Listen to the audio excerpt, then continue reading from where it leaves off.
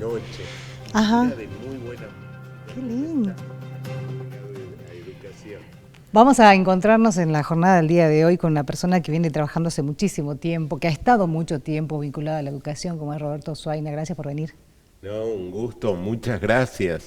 Con esto ya me espanté, así que... Bueno, refleja, digo, parte de lo que ha sido presentado siempre en los medios de comunicación, digo, las veces que ha tenido contacto con los medios, obviamente una fotografía presente. Exacto. Vamos a la vida de Roberto Zuaina, porque la verdad que son 30 años vinculados a la educación, ¿no? Y a la educación con los colegios religiosos. Así que hay todo un tiempo que ha transcurrido, con muchos cambios, por cierto, con gobiernos, con economía, con la cultura misma y con la educación inclusive, que seguramente lo podemos conocer a través de esta trayectoria. Sí, lo más tremendo es que mi realidad docente son 46 años. Un montón. Y como presidente del Coprodex sí estuve 33 años. Uh-huh. Así que, bueno, el año pasado, gracias a Dios, el obispo nos había anticipado que era un buen momento ya para ir cambiando autoridades y lo vimos muy bien. Incluso el asesor jurídico cumplía 35 años en el Coprodex, entonces yo no era tan viejo, él tenía 2 añitos más. Y mi vínculo con la educación yo lo resumiría como prácticamente toda mi vida.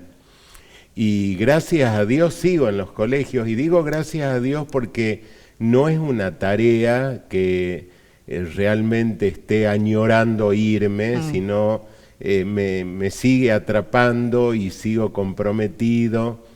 Y en relación a colegios católicos de prácticamente también la misma cantidad de años, porque yo comencé en un colegio privado que después estuve en varios estatales y era católico, así que tuve un vínculo siempre, gracias a Dios, en la gestión pública de gestión privada en los colegios católicos. Bueno, pero estamos hablando de 33 años. ¿Cómo se llega a esta función y a sostenerla tanto tiempo también? Sí, mira, yo ya estaba vinculado a colegios católicos.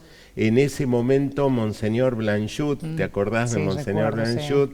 Me llama para tomar la presidencia del Consejo Provincial de Educación Católica, que en esa época eran los SEC, o sea, los Centros de Educación Católica o los Consejos de Educación Católica, y a nivel país tenía que integrar la mesa directiva del Consejo Superior de Educación Católica. Y bueno, es una tarea que uno comienza a desarrollarla y pasan los años y no te das cuenta. Claro. La macana que pasaron 33 Muchísimos años, claro, por supuesto. Pero en el medio, digo, también la actividad docente. Claro, yo en ese momento, yo soy 3 áreas totalmente dispares y que eso me ayudó mucho a estar muy distendido en la docencia, porque dentro del arte soy profesor de música, dentro de las exactas soy profesor de contabilidad, y dentro de las formativas di educación para la vida, una materia que ya no se da más, lamentablemente, o sea, actualmente está la famosa ESI, que es transversal, pero yo me acuerdo en un 4º año se tocaba educación para el amor dentro de catequesis de 4º año y todo el año se conversaban temas específicos relacionados a esto con gente obviamente capacitada que bueno, en ese momento estaba capacitado. Y yo me profesionalicé en esa área, en todo lo que era SIDA y aborto. Fue una experiencia muy linda, muy enriquecedora en mi vida.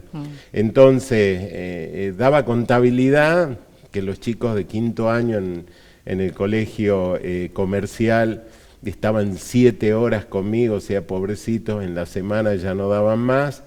Y pasaba a dar música, que era un módulo de 2 horas nada más en la semana, nada que ver, y lo bien que me hacía a mí. Y después corría a otro colegio, estaba mañana, tarde y noche, en aquella época tenía pelo. Claro, cuando el estrés no lo acompañó, digamos. Exacto, y gracias a Dios eso también me ha hecho la tarea muy distendida, muy linda. Pero a mis 24 años, en el Colegio Saralona, que recién comenzaba en su primer año de creación, la madre Bernardina Vargas me llamó para que pueda tomar la vicedirección. Así que tomé un cargo que en aquella época era de la antigua SNEP, que era la Superintendencia de Enseñanza Privada, que se llamaba vicerrector administrador. Bueno, y de ahí me fui alejando del aula. Sí. A esto quería llegar y contarte.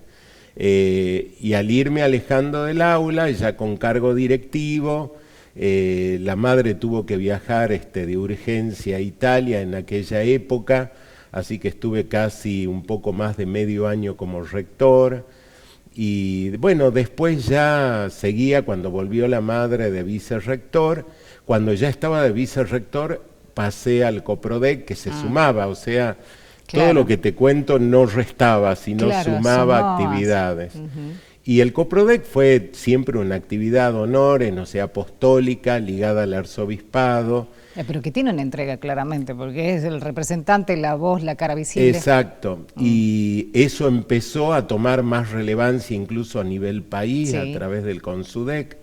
Y a nivel provincial lo que era el Coprodec. Y como vos marcabas recién, había que ir a hablar con el ministro, nos tocó hablar con varios gobernadores, tenemos experiencias hermosas con el ya fallecido Monseñor Moya, que estaba de vicario de la educación. No sabés lo lindo que se trabajaba con Monseñor Moya.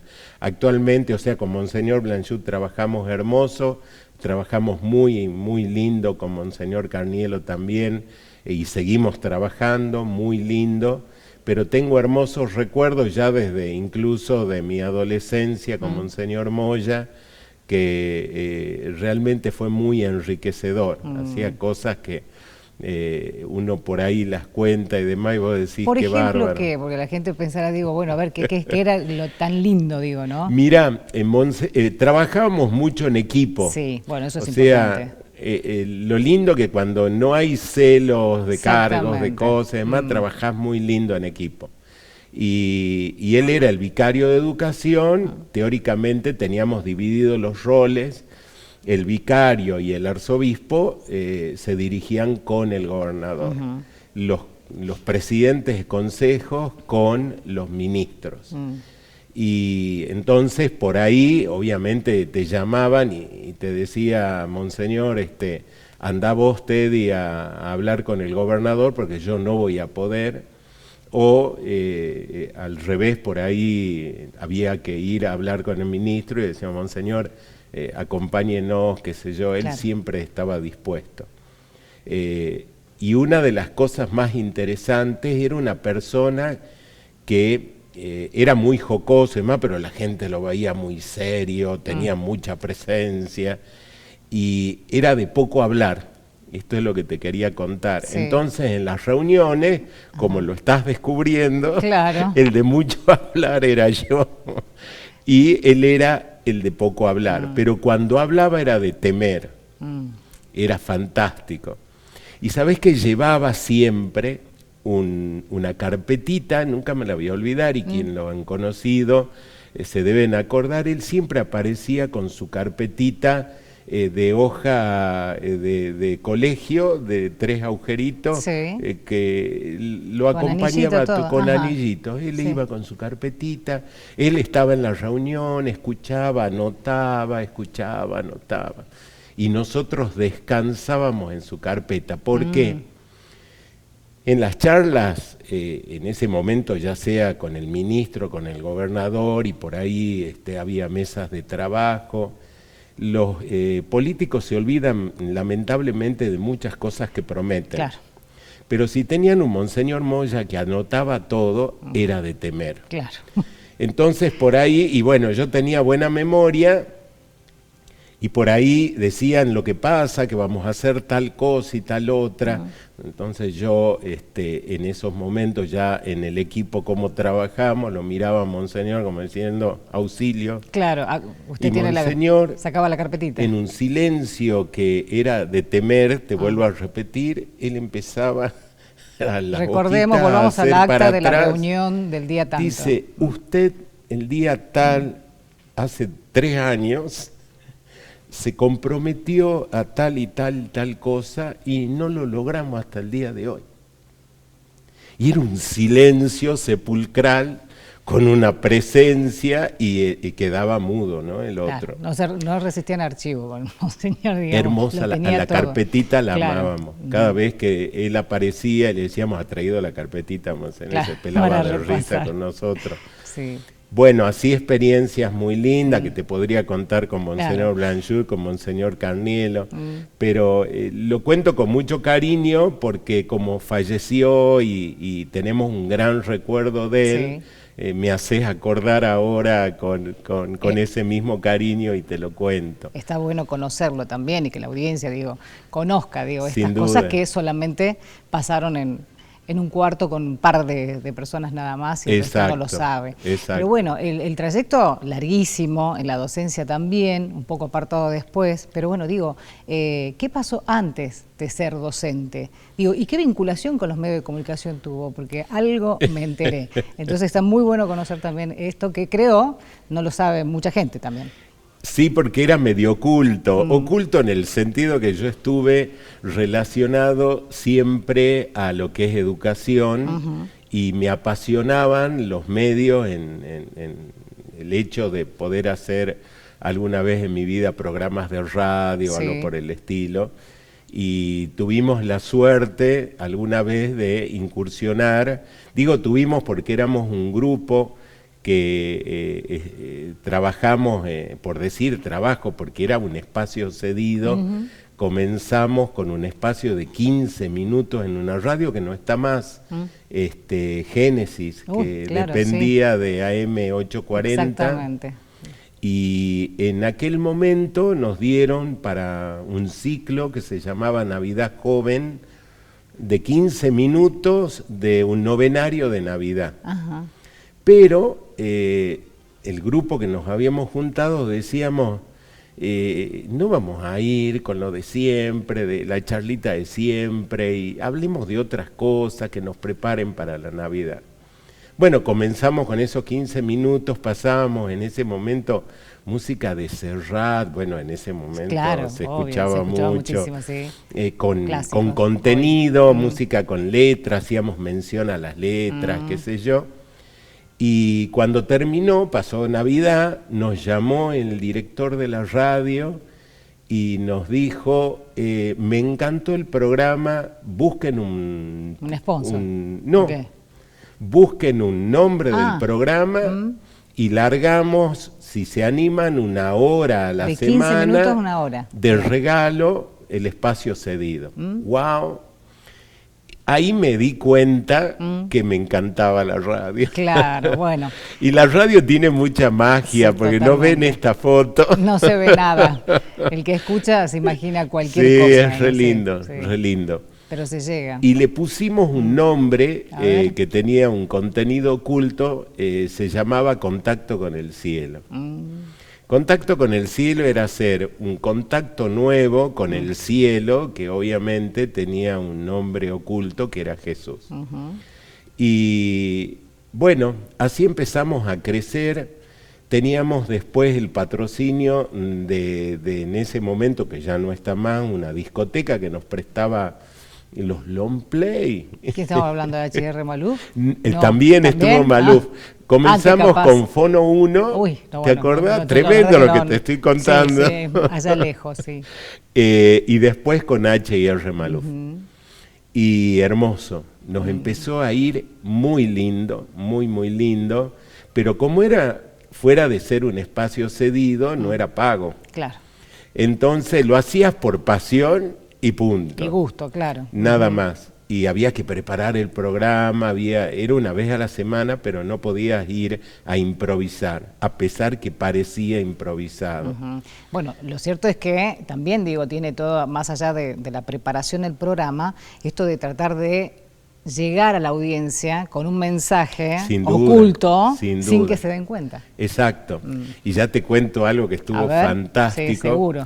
Algo le ha quedado. De lo que acabas de decir me has hecho acordar. La idea era poder llegar sin ser fanático. A ver, te lo digo así de fácil. Y poder llegar al que no tenía llegada, o sea, no nos importaba el que tenía llegada, claro, sino el que no tenía llegada. ¿Cómo captamos más atención al que no está? Y bueno, siempre había un mensaje lindo, qué sé yo, y se fueron cayendo los que estaban a cargo del programa, que éramos 6. Después el sexto no pudo, que era la sexta, después quinto, cuarto, quedamos 2. Y después ya no pudimos seguir los 2 y quedé yo. Y llegué a 28 años al aire. 28. 28 años. Y de espacio cedido. Es meritorio por la radio. ¿En Génesis? No. No. Después ya no estuvo más. Después de Génesis, como ya Génesis fue vendida, nunca me voy a olvidar, cayó la nueva gerenta en ese momento de Génesis, nos llamó. Estaba conociendo los distintos programas, sobre todo los Gratarola, o sea, lo nuestro era tremendo, y nos dice 2 horas de espacio cedido a lo que han llegado ustedes porque son muy buen programa. Ay, muchas gracias. Hermoso el programa, lo escuché y me encantó. Ay, muchas gracias, lo van a tener que vender. Claro, entonces, van a tener que pagar. Claro. Le dijo lo antes, pero en realidad entonces, van a tener que pagar. Muchas gracias.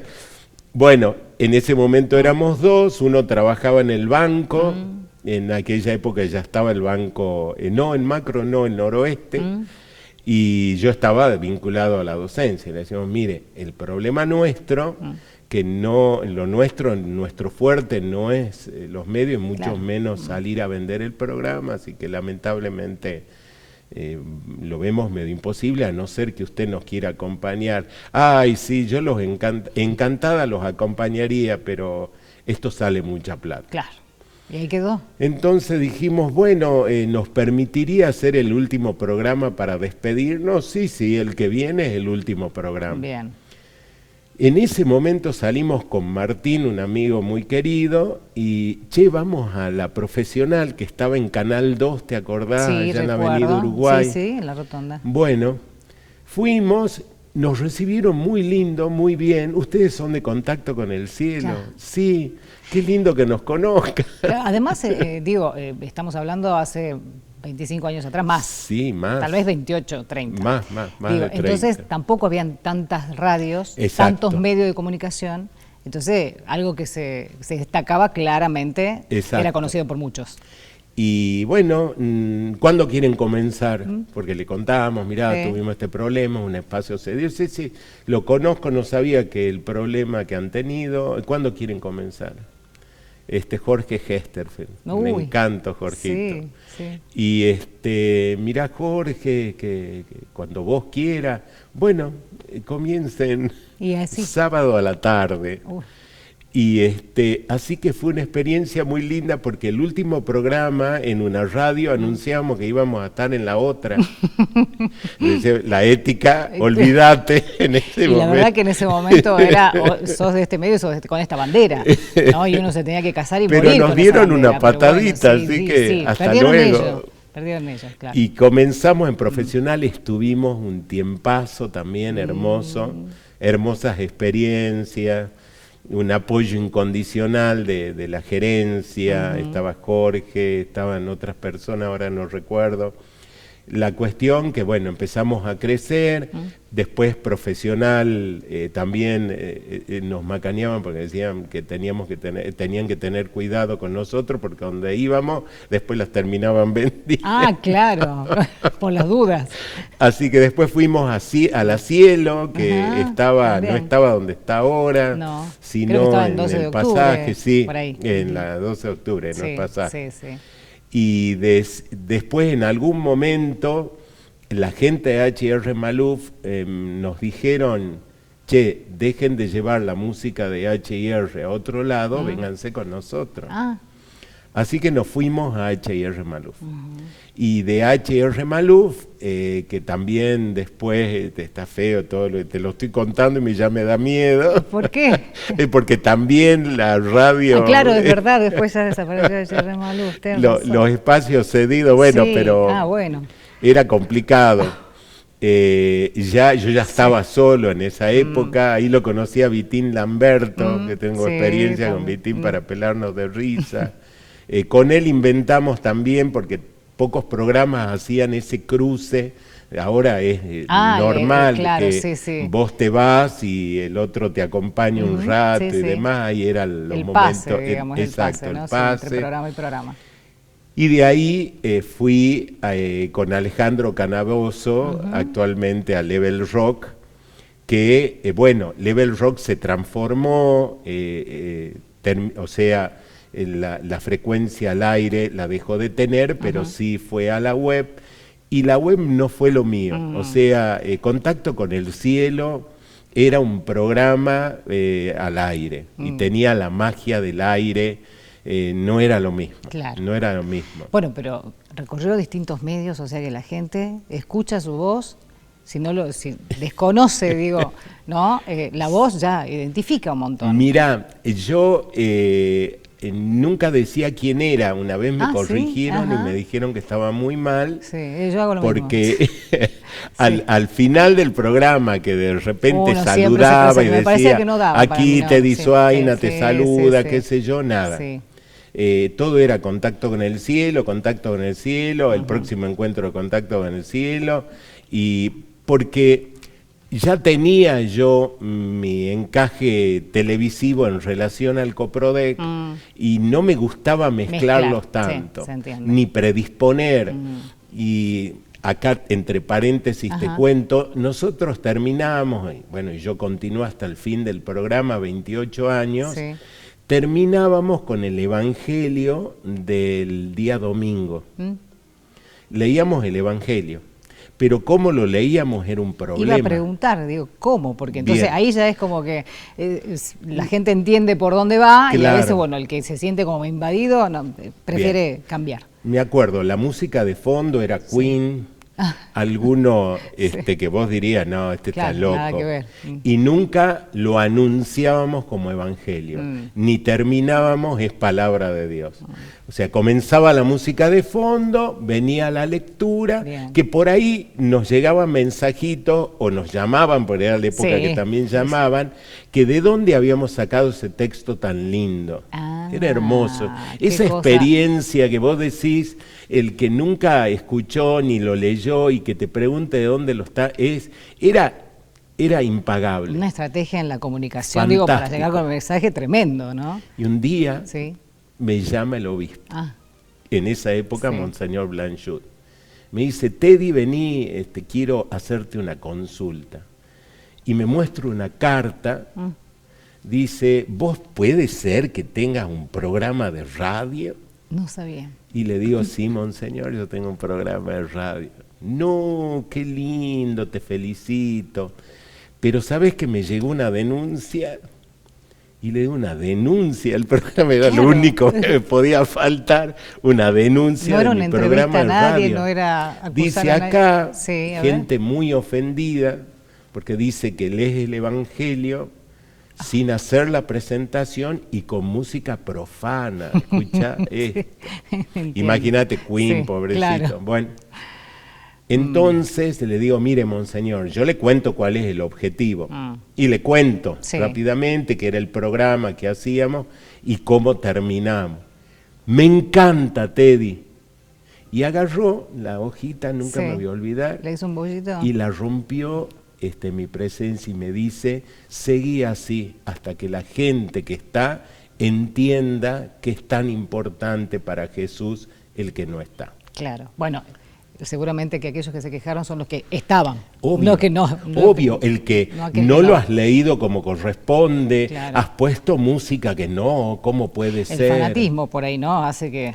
Así que nada, fue una experiencia para mi vida muy enriquecedora, porque se cumplía el objetivo, porque si molesto al que está, quiere decir que no molesto al que no está. Fantástico. Entonces, ahí la consigna era cambiar de dial, o sea, este programa no está hecho para vos. Y bueno, así me mantuve 28 años. ¿Y cómo llega al final? ¿Por qué? ¿Qué pasó? Nada, pobre Alejandro, es un encanto.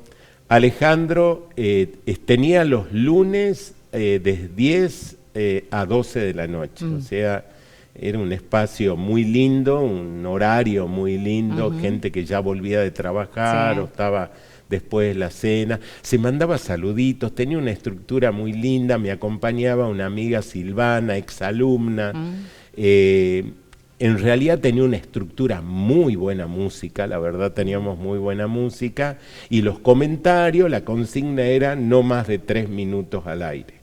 Entonces en 3 minutos había que decir algo que te deje pensando. Y en la charla y demás, un corte, música electrónica de fondo. Era lindo el programa, no porque me apasiona y era mío, pero me encantaba. Y cuando entramos en la web y había que cumplir con todos los requisitos y todo lo que corresponde a eso y todo lo que preparar para la web en sí, le digo a Alejandro, me voy a tomar un año sabático. Me dice, no, Teddy, que no, pero no me parece. Alejandro, que es hiper respetuoso, es un encanto, le digo, mirá, si antes del año te parece, vuelvo. Me dice, hagamos un trato, yo no te saco de la programación. Y vos date tu tiempo y yo no toco tu espacio. Pero volvé. Bueno, deja que lo piense y vuelvo. Bueno, dale. Y acá estoy sin haber vuelto. Bueno, pero ahora un poco más liberado podría volver. Y me están diciendo que estaría lindo hacer un streaming, qué sé yo. Ahora con todo lo ahora ya novedoso. Estás liberado también de la otra actividad, o sea que ya se puede mostrar. Lo único que estoy haciendo es cargando en Spotify el usuario Contacto con el Cielo, que tiene la música del programa. ¿Las grabaciones de los programas? No. La música, el estilo de la música que atrapaba tanto. Existe todavía, hay varias carpetas de archivos y demás, pero es música, o sea, el que es usuario de Spotify lo puede... ¿Y cómo lo busca? Contacto con el Cielo. Contacto con el Cielo, qué bueno, es bueno, y uno nunca sabe, por ahí vuelve ahora, ¿no? En otro formato, pero bueno. Nunca digo que no, mi hijo me tiene loco, volvamos, él es arquitecto y bueno... está lindo, pero... ¿Y él participó en algún momento? No, pero ahora le entró la añoranza cuando porque no lo escuchaba seguramente. Sí. ¿Qué edad tiene? No, mi hijo ya tiene 39 años. ¿Cuántos hijos en total? 2. ¿Varones Tengo los 2? una nena de 40 ya para 41, que no se vayan a enterar que lo dije al aire. Y ella, mi hijo, ella. Sí. Y Dios me ha bendecido con 2 nietos que le dan todas estas ganas de vivir actualmente a vivir. Qué lindo. Bueno, vamos a ver qué pasa en el camino. Hay todavía un trayecto que recorrer, seguramente. Así es. Y ya lo están hablando. Así que ya lo están volviendo a, ¿no? En este caso, empujar un poquitito a ver si toma la decisión. Pero volvamos a esto que decía, en una de las currículas, música... contabilidad y educación para la vida. Educación para la vida. Lo necesario hoy, ¿no?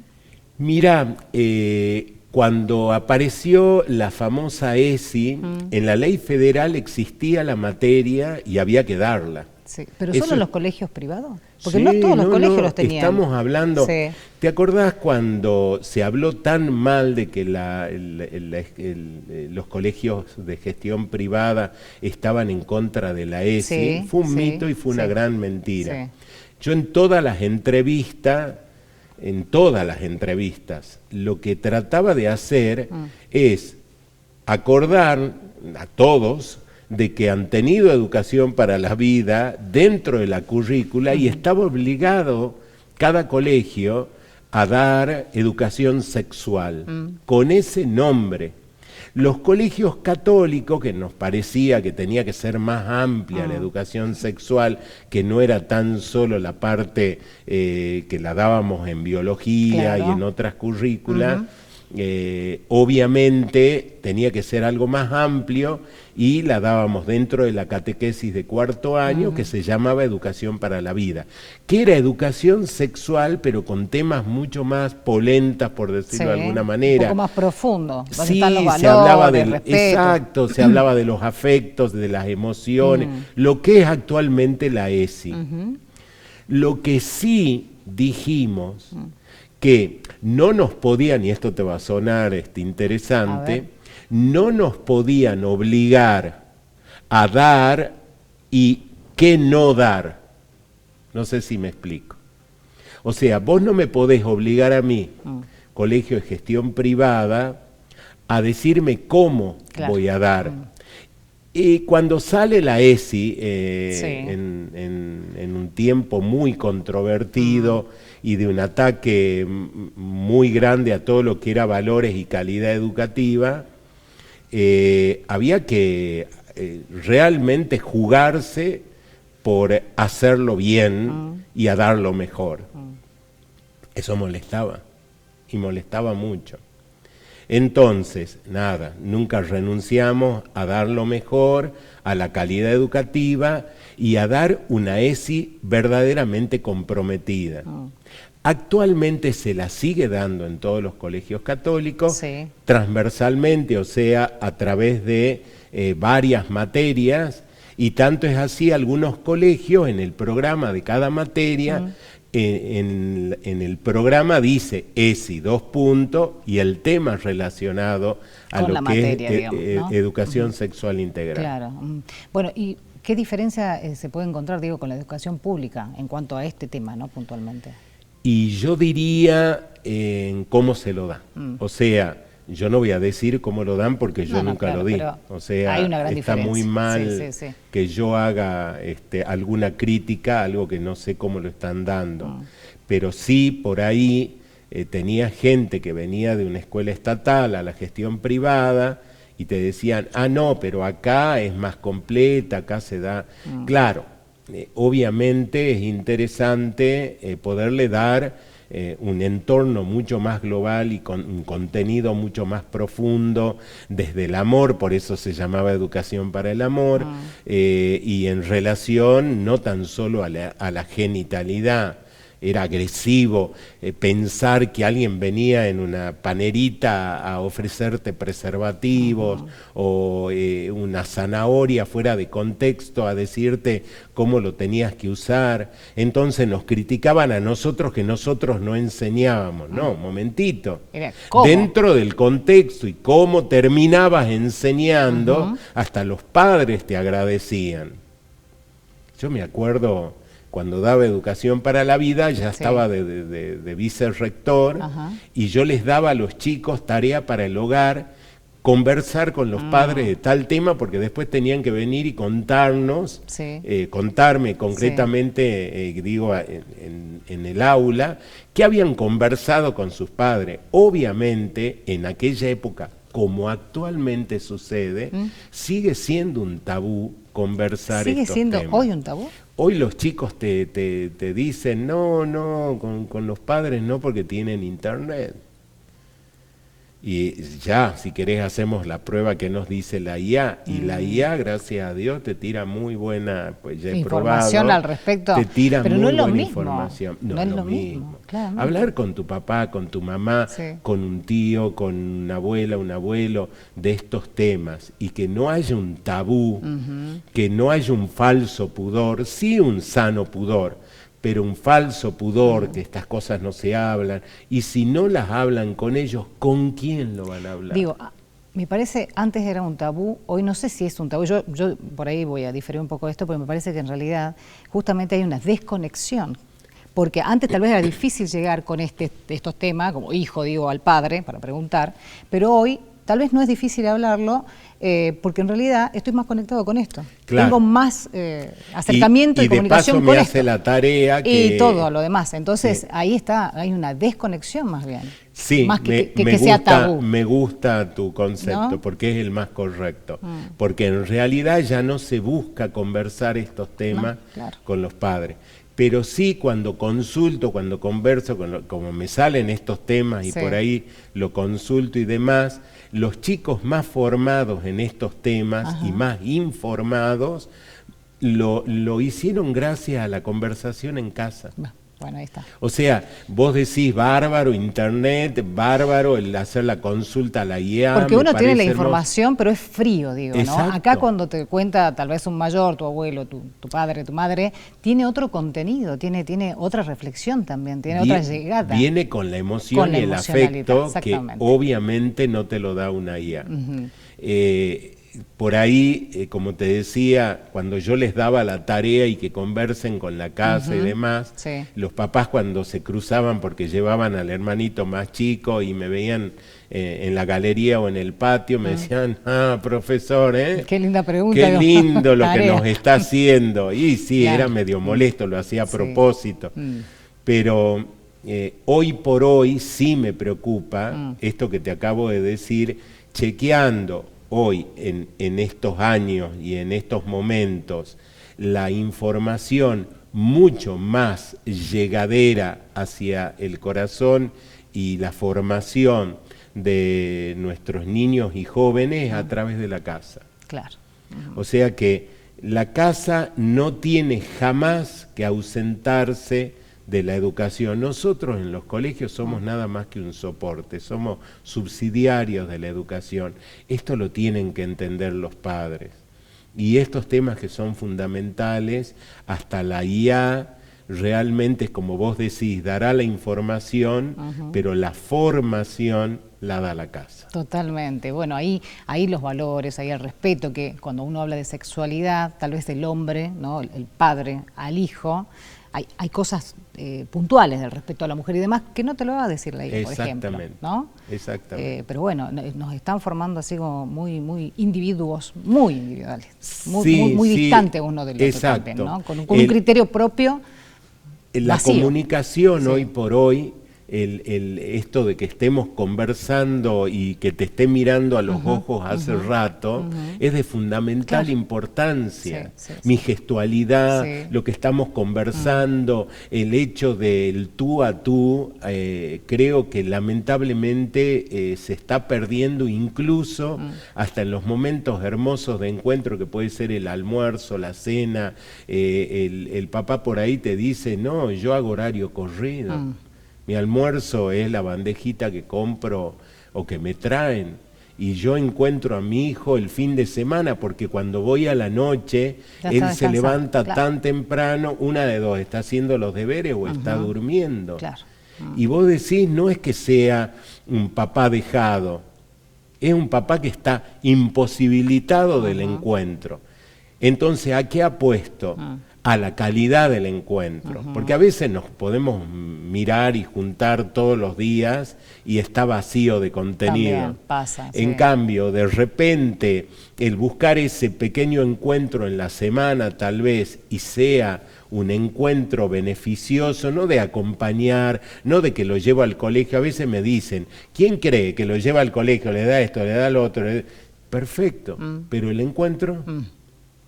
Yo siempre, toda mi vida docente, les he dicho a los padres, no, en ningún momento tenemos que controlar a nuestros hijos. Y me miraban mal.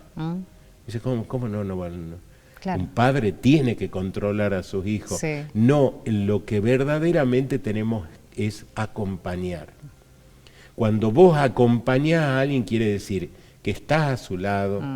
Cuando te escuchás. Cuando hacemos los deberes y acompaño es porque me senté a tu lado a hacer los deberes.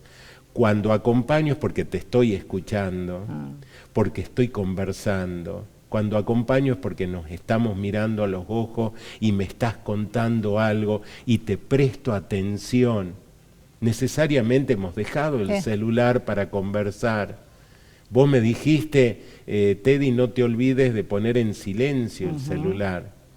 el hecho de saber que los chicos en el almuerzo están con el celular, en vez de vos decir, ay, bueno, pero ahora los chicos... No, estamos revalorizando el momento del encuentro. Es una bendición de Dios esto de que que puedas almorzar, por lo que acabo de contar, exacto, pues los tiempos que no puedas dan. almorzar con tu hijo, es invalorable. Y que le puedas decir... ¿Qué tal? ¿Cómo les ha ido en el colegio? No, tengo cosas más importantes para charlar con tu mamá. Y con la mamá ya veremos en qué momento nos encontramos. Totalmente. Bueno, pero a ver, fue cambiando muchas cosas y esto siempre lo marco en algunos temas puntuales en las entrevistas que tienen que ver con la pandemia. Que ahí es donde además, si bien ya... iba entrando de a poco, ¿no? Este dispositivo y demás, fue de repente, inclusive ustedes lo vivieron como colegios privados, también todos los colegios, ¿no? Donde los niños no tenían celular y en la casa de uno o dos celulares, el papá y la mamá pasaron a tener todos, y esto fue toda una ingeniería que la verdad nos lleva a lo que estamos hablando hoy. Sin duda, pero hay un puntito que me gustaría destacar, que lo vivimos en los colegios. El celular y las computadoras a través de internet nos hicieron darnos cuenta que está muy bueno comunicarnos por medio de una herramienta. Hoy esta charla no la podríamos estar teniendo si no hay una cámara y mucho menos compartiéndola con tu audiencia. Por supuesto, sí. O sea, esta tecnología es maravillosa. Esto de llegar a los hogares es algo impresionantemente positivo. El problema está, ¿para qué vamos a usar esto? A ver, en la pandemia, es verdad, pasó a ser muy importante. Yo en la pandemia estaba en un colegio que ya la herramienta de internet, teníamos aulas virtuales y la veníamos usando. Lo único que dijimos es, hay que sumar el Zoom. Claro. Nada más. Bien. Ahora, ¿qué pasaba? Obviamente estaba dentro de toda esta tecnología cómo la ibas a usar, por eso vuelvo a que es una herramienta. Hoy por hoy seguimos con las aulas virtuales. No nos olvidemos que son sanas herramientas. La IA es algo maravilloso y en las escuelas tenemos que enseñar a manejar la IA. O sea, por ahí muchos docentes han quedado enojados con la IA porque el alumno hacía la monografía con la IA, en otras palabras. La IA le hacía la monografía y la presentaba. Y el docente estaba muy molesto. Y yo decía, me parece fantástico el recurso de la IA, porque el día de mañana sí va a hacer la monografía con la IA. Y la IA se la va a hacer. Ahora, estaría muy bueno enseñarle cómo se solicita una monografía, cuáles son los datos que debe tener una monografía, para que le sepa pedir a la IA esa monografía. No vamos a llegar a un punto en el que claramente, más allá de aprender a preguntarle para que arme bien una monografía, a dejar de perder también nosotros nuestra posibilidad de crear, de pensar, de tener esta relación, digo, de escritura inclusive y demás? La escritura sí, para mí es muy preocupante, la forma de hablar, el cómo hablar. Pero hay algo muy interesante que la IA no está pudiendo reemplazar. La presencia de la inteligencia artificial en la primaria no es tan importante. Ese es el espacio que nosotros a la lengua y a la matemática la tenemos que potenciar. La creatividad ya de los niñitos de sala de 3. No sabes todo lo que te dicen los chicos de sala 3. Son realmente es algo maravilloso interactuar con chicos que en nuestra época era difícil poderlo hacer con 3 añitos. Hoy por hoy vienen con otro estilo. Vienen con otro estilo. O sea, es un chip totalmente distinto y es maravilloso. Pero en esa edad que son esponjitas, poderles dar todas esas herramientas que el día de mañana van a poder saberla usar a la IA.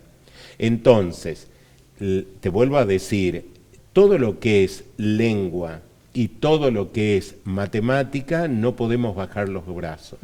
Las exactas, sobre todo la lengua, porque en exactas verdaderamente tenés que saber usar todo. Claro, obviamente. Entonces, yo no le tengo miedo desde ese punto de vista. Si a los chicos los potenciamos en la primaria con contenidos básicos y necesarios para que el día de mañana hasta le sepan pedir a la IA.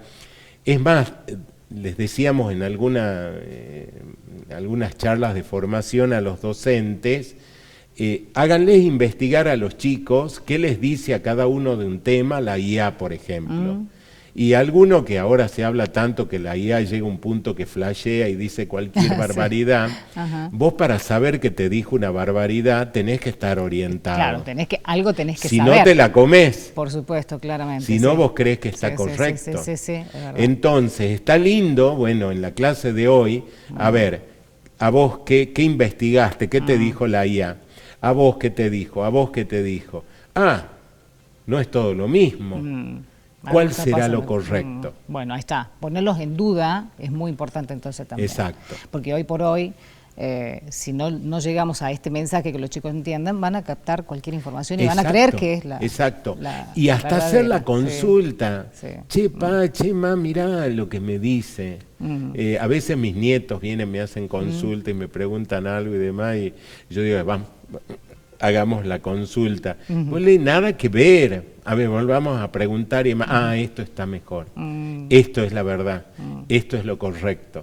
Está linda. Esa experiencia yo creo que no hay que evitarla. Hay que desmitificarla. Hay que saberla usar. Y cuando entendamos que son nada más que herramientas, hay que aprender a usar las herramientas. Bueno, ahora, obviamente con esta experiencia dentro de los colegios privados, también conoce de lo que es la educación estatal. ¿Hay una gran diferencia? Sí, lamentablemente y con mucho dolor lo digo porque yo he crecido también en la educación estatal. Yo estaba en privados y estatales.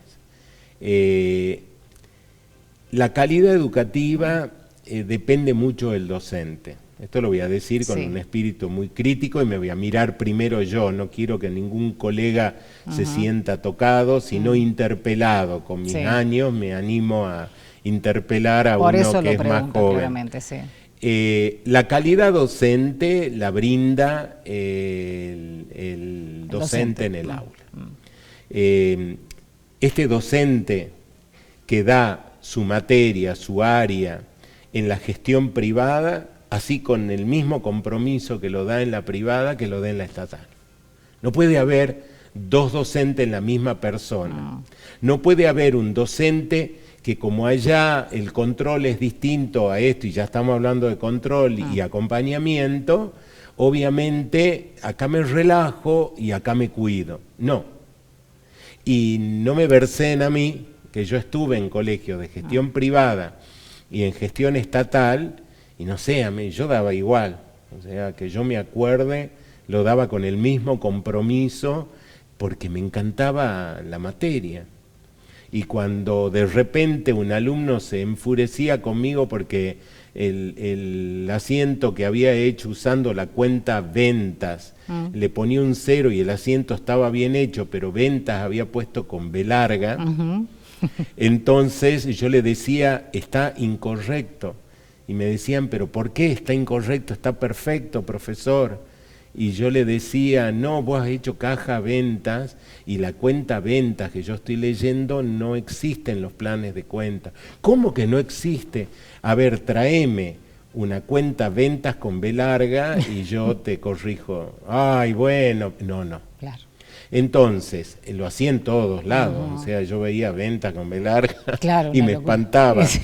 Obviamente, así te doy un ejemplo tonto, lo llevaba a donde esté, o sea, lo enseñaba me ubicaba con el grupo que estaba, igual que ahora, o sea, nos tenemos que ubicar con el grupo que nos toca y ver las estrategias para enseñar y poder brindar la clase con ese grupo. Hay grupos más afines que otros y uno yo a los chicos les decía siempre, si les caigo bien yo, me alegro, les va a gustar la materia. Claro.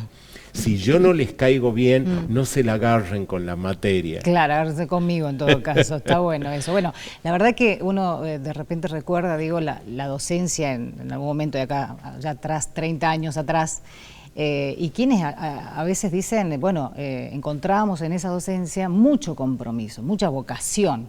Obviamente fue creciendo todo, demográficamente también, muchos de los docentes, algunos tienen un compromiso, otros los vieron como una posibilidad cierta de tener, obviamente, o profesionalizarse en algo, porque tal vez una carrera universitaria no se pudo hacer, y no sé si todos tienen el mismo compromiso, y ahí es donde está, creo que donde hay que reflexionar también, digo, para aquel que lo está haciendo hoy, que no está mal que lo haga por una cuestión económica, pero no olvidarse del compromiso que hablábamos recién, ¿no?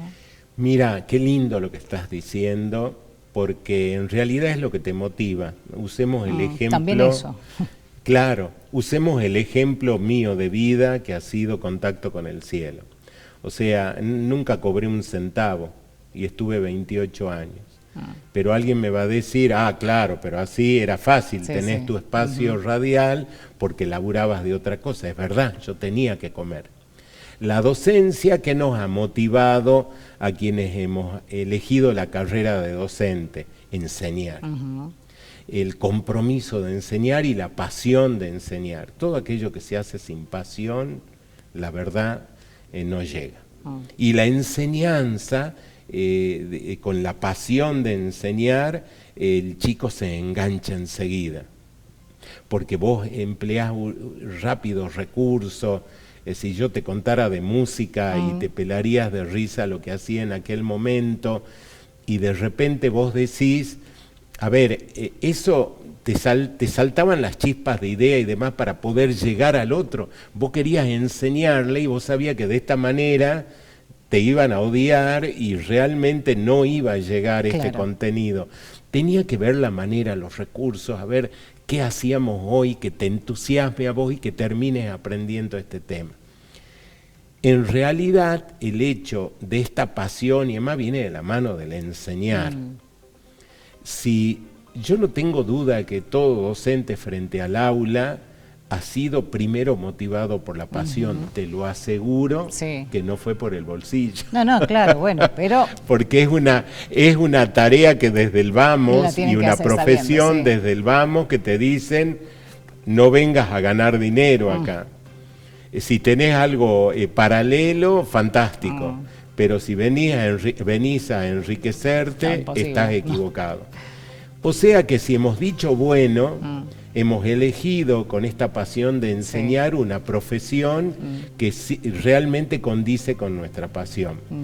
¿Qué es lo que está pasando? Y ahí te hago un insert, aunque no me hayas preguntado. Lamentablemente necesitamos que nos acompañen los padres. Bueno, ahí fundamental, ¿eh?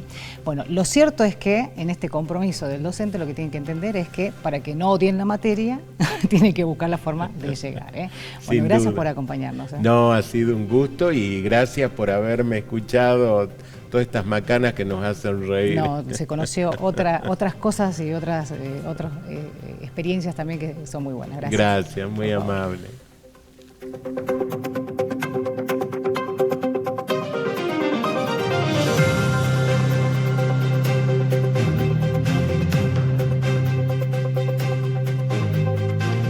¿Conoces gente que odia el árbol que plantó en su vereda?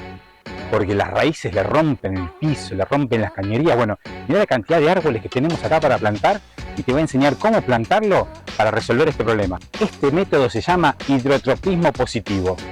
Antes de explicarte te digo, soy Gastón Galíndez, abogado, especialista en medio ambiente y promotor de la vida saludable. Y si vos crees que esta información te puede servir, te invito a que guardes ya el video y lo compartas con quien lo necesita. Vení que te explico. Ahora vamos a hablar del concepto hidrotropismo positivo, que es conducir las raíces hacia la búsqueda del agua. Entonces nosotros cuando colocamos este caño, lo colocamos bien profundo, cosa de que el agua vaya profunda, y vamos a poder conducir las raíces hacia abajo. Así como conducimos la copa, conducimos también las raíces. Acordate, árbol de copa grande, raíces grandes. Árbol de copa chica, raíces más chicas. Entonces lo que vamos a hacer es un pozo para el árbol, del tamaño del terrón, y paralelamente un pozo para el tubo, pero bastante más profundo, porque lo que vamos a dejar es un poquito nada más arriba de la superficie. Entonces, plantamos el árbol y al lado, en el pozo que hicimos, vamos a enterrar este tubo hasta que nos quede más o menos esta parte arriba, que es por donde vamos a echarle el agua. Le colocamos las piedritas abajo y después sí cerramos el pozo y empezamos con el riego. Y de esta manera te garantizás que el agua vaya profundo, que las raíces vayan profundas y que no te levanten la vereda. Alerta, el dengue no es solo un mosquito. También son días de fiebre alta, dolor de cuerpo y preocupación por quienes más querés. Pero podés evitarlos con pasos simples. Elimina el agua acumulada en baldes y botellas. Tapa tanques y depósitos. Limpia canaletas y rejillas. Cambia el agua de floreros y bebederos. Cada minuto que dedicas a tu casa es salud para tu familia y tu barrio. Prevenir el dengue está en tus manos. Empezá hoy. Gobierno de Salta.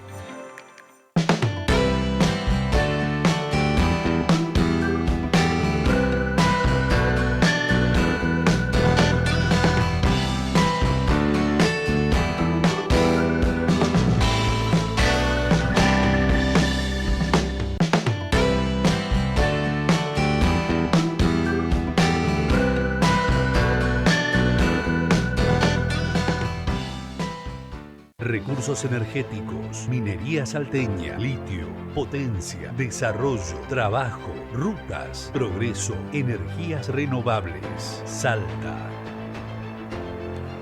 REMSA, Gobierno de Salta.